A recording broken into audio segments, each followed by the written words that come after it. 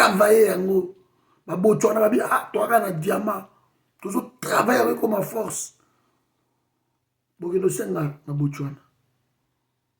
Non. Nous voulons des personnes qu'il faut à la place qu'il faut. En méritocratie. Nous devons travailler maintenant pour que notre pays ait bimana karkanwana. Nous devons travailler. Et vous qui espérez encore la démocratie, moi je n'ai jamais été pour. La démocratie n'amène pas le développement dans les pays locaux, la bisono. Et ça m'appuie, il y a des pays où ils ont déjà développé. Mais si vous voulez bâtir pays, n'a pas début quand vous avez démocratie, vous réussissez, c'est pas possible. C'est pas possible. Il faut l'africratie. On a comme un livre là-dessus. Africratie. Notre modèle africain de vivre.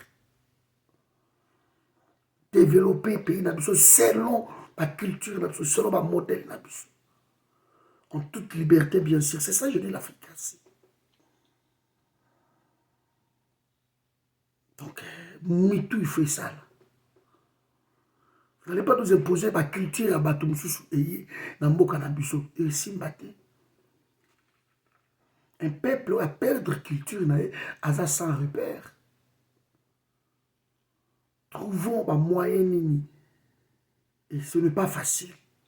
Moi, je vous ai dit toujours, le président qui arrive, moi, je vais lui conseiller à 4 ma chaîne, la Novelas. Pendant 3 ans, il s'est la matin dans le Congo, parce qu'il faut toujours que ça batte. Ma Novelas, ma chaîne, ma iTélé, ma Nollywood. Il faut 4 ma chaîne, surtout nous ça. Qu'on bloque un peu, même ma MTV, sur la musique. Qu'on bloque un peu. Parce que détruire le peuple, donc, et Bimissi, nous n'avons plus le civisme, nous n'avons plus quoi que ce soit. Distraction à distraction. Si on veut construire le Congo, il y a bien, il y a une douleur. Donc, il faut bloquer la chaîne. Bloquer ça, la majorité dans le Congo.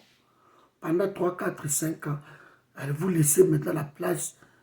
Vous avez une école en herbe, un génie en herbe, une école ouverte. Vous avez une école, une émission dans la culture et art. Vous avez une école dans la télévision. Les gens doivent apprendre leur culture. Vous avez une école, il y a un concours, il y a une école. Vous avez un concours, il y a une musique. Vous avez un concours, vous avez raté quand il y a une musique. Concours, il y a un bouchon, il y a un massanga, il y a un bralima. Vous supprimez tout ça. Je vous ai dit, il faut l'africratie. Dans une année, elle payait comme il s'est régressé, 2 ans, 3 ans. Payer une normale. Il faut les faire. Il faut pas repère, payer au repère de repère, tout ça sans vision, nous ne savons pas, nous allons où. C'est incroyable. Sans vision. Sans vision. C'est ma valeur, c'est mon combat. C'est pour cela que j'en parle, ça fait maintenant 7-8 ans. Je suis en train de lutter pour la Bilokouana. Il est temps de prendre conscience. Il est temps de diquer ces gens mais par ma film. On ne sait pas dire que nous avons besoin de bouchon, ils ont la droite, ils ont quitté, ils ont la sens inverse, la gauche, parce que boucher sont à la droite. Non. Beaucoup de yate, beaucoup de minuit, beaucoup de feux rouges, beaucoup de les gars pour nous qui zate. Non. Les gens doivent être éduqués ici dans la montagne. Quand ça système, il y a amende surtout qu'on fout en la banque. Tout les gens les cas directement. Quand limou ça circuit, il y a mbongo dans ma boko. Parce que ce qui tue c'est ça. Mbongo ils a tellement dans ma boko à bateau et bateau bazar tenté ba yibaka. Circuit à mbongo dans ma boko.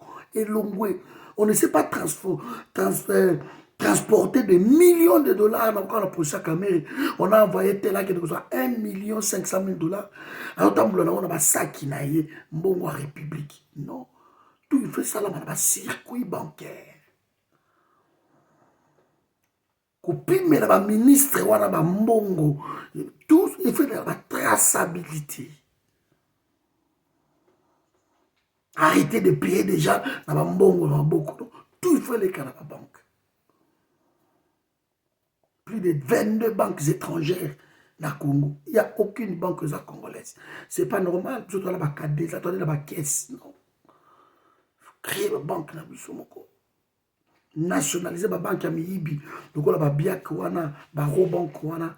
Ce sont des banques qui ont volé, ça là, scandale na pays na biso alors que moyen que nationaliser yango.